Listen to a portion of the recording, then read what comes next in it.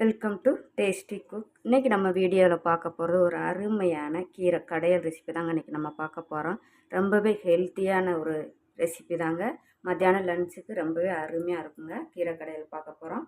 வாங்க வீடியோக்குள்ளே போயிடலாம். வீடியோக்குள்ளே போகிறதுக்கு முன்னாடி டேஸ்டி குக்கை சப்ஸ்கிரைப் பண்ணுங்கள், சப்போர்ட் பண்ணுங்கள். நிறைய பேர் அன்சப்ஸ்கிரைபரும் பார்க்குறீங்க. ரெசிபிலாம் பாருங்கள், யூஸ்ஃபுல்லாக இருக்குங்க. வீடியோ பார்த்துட்டு சப்ஸ்கிரைப் பண்ண மறந்துடுறீங்க. சப்ஸ்கிரைப் பண்ணுங்கள், சப்போர்ட் பண்ணுங்கள்.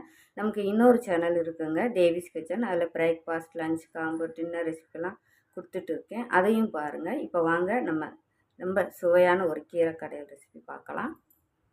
இப்போ கீரை கடையலுக்கு நான் அரைக்கீரை எடுத்து நல்லா அலசிட்டு நான் எடுத்துருக்கேன். இப்போ இதில் ஒரு 5-6 சின்ன வெங்காயம் சேர்த்துக்கோங்க.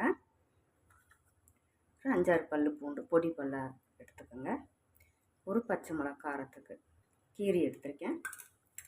சின்னதாக ஒரு தக்காளி, ஒரு பிஞ்சு புளி,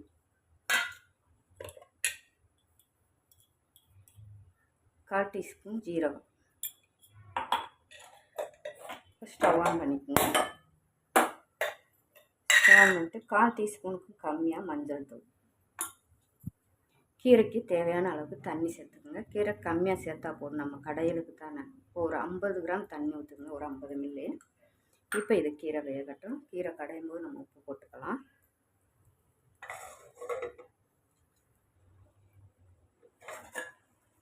இப்போ நல்லா கீரை நம்ம எவ்வளோ கீரை போட்டோம் பார்த்தீங்களா, நல்லா வத்தி வந்துருக்குங்க. கீரையும் நல்லா வெந்துருச்சு. இந்த அளவோட நம்ம இறக்கலாம். கீரை கடையிறதுக்கு அப்போ தான் நமக்கு இந்த அளவுக்கு தண்ணி வேணும். இது இருக்கட்டும். இப்போ நம்ம கீரைக்கு தாளிச்சிக்கலாம்.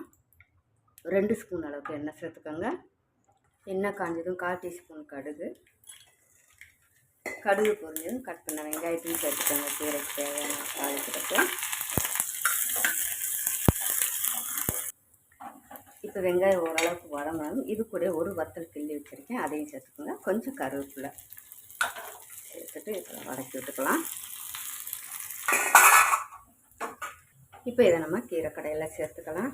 அருமையான கீரை கடையிலும் ரெடி ஆகிடுச்சுங்க. நல்லா ஹெல்த்தியான ஒரு அரைக்கீரை கடையல் ரெசிபி தான் பார்த்துருக்கோங்க. இதே போல் நீங்களும் ட்ரை பண்ணி பாருங்கள். லைக் பண்ணுங்கள், சப்ஸ்கிரைப் பண்ணுங்கள்.